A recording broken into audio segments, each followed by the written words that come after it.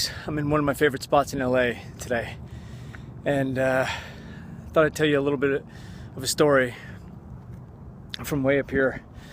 I'm at one of the mountains, top of one of the mountains in Griffith Park, and I first came here to LA 2010.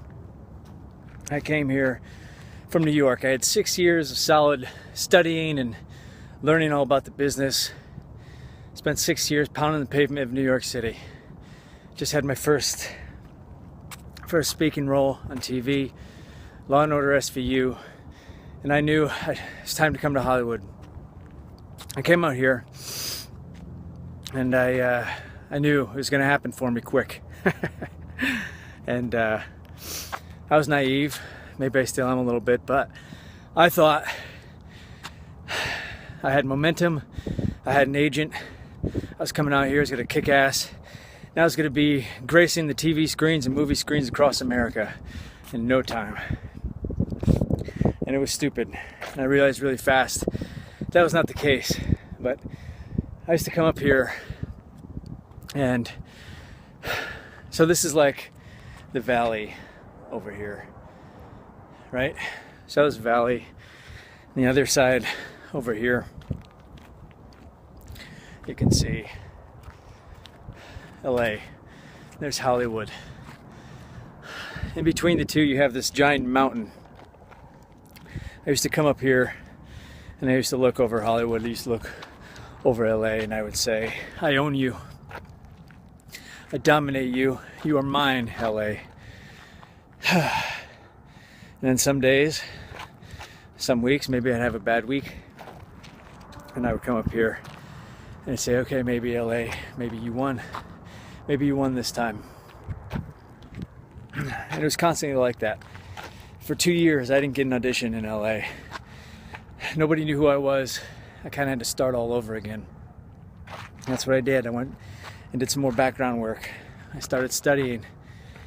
It took about 2 years before I landed my first, or I should say, my first speaking role in LA. It was another 2 lines on NCIS. And then what happened? I was back at the bottom of the mountain again. I was back here, back in the valley. And I realized pretty quickly that every time I had any kind of success, using this mountain as a metaphor, I guess, in between where I was starting and where I wanted to be, there's this giant mountain, and I had to climb it every single time I found success. I'd get up here, and Hollywood would say, hey, who the hell do you think you are? And kick me in the nuts, punch me in the face, and roll me back down to the bottom of the mountain. And I'd have to climb it again to get just another taste of Hollywood, another taste of LA on the other side of the mountain. And that's how it was, and that's how it's been for 6 years now. And it's maybe the mountain gets a little bit easier each time. Maybe you don't have to start from the bottom of the hill. But, I think about that. Now I come up here, and sometimes I'm still wondering, is it worth it? When I get to the top of the mountain, I'm just going to be sent back down to the bottom again. I got to do all that work again, the struggle. Is it really worth it every time? And maybe that's why I'm still naive. Maybe that's the naivety that I still have, because I feel like I'm just moments away of really breaking out into the success that I've always deemed myself worthy to have. To just be that series regular, to be that movie star.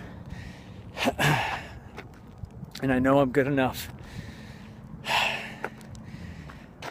And sometime I'll get to the top of this mountain, and Hollywood's gonna say, where the hell have you been? We've been looking all over town for you. As long as I dig my heels in, fight for my spot at the top of the mountain, right where I belong. That's where I can stay.